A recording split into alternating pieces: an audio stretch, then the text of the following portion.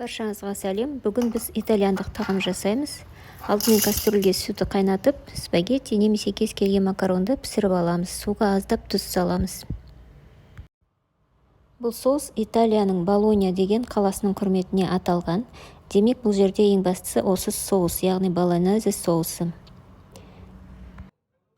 Соусқа қажет заттар: туралған пияз бен бір бас сарымсақ, тартылған ет 300 грамм, 2 ас қасық томат пастасы, тұз, бұрыш, өзіңіз ұнататын дәмдеуіш, бір үлкен аршылған помидор және қатты ірімшік, яғни сыр.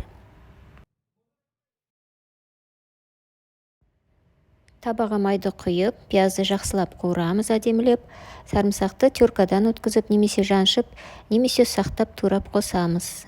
Жақсылап қуырамыз.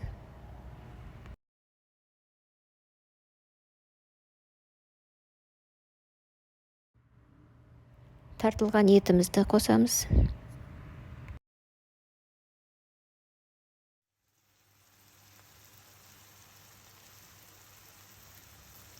5-6 минут қуырамыз. Бір-біріне жабыспау үшін жақсылап араластырып тұрамыз.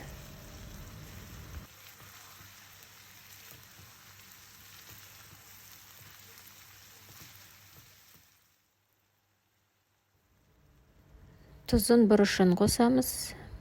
Мен кориандр мен паприка қостым.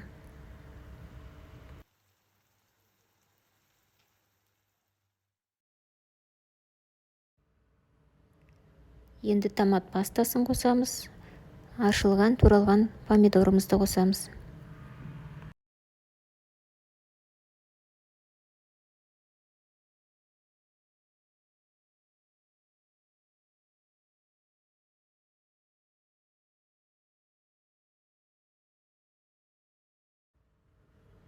Тағы да 2-3 минуттай қуырамыз. Осымен тамағымыз дайын десек те болады.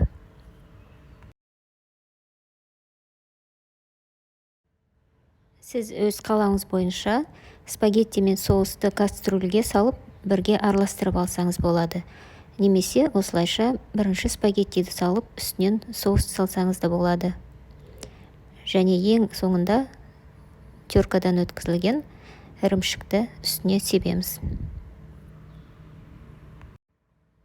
Осылайша спагетти болонезе атты тағамымыз дайын болды. Баршаңызға ас болсын, жасап көріңіздер. Және видео ұнаса, лайк басыңыздар. Сау болыңыздар.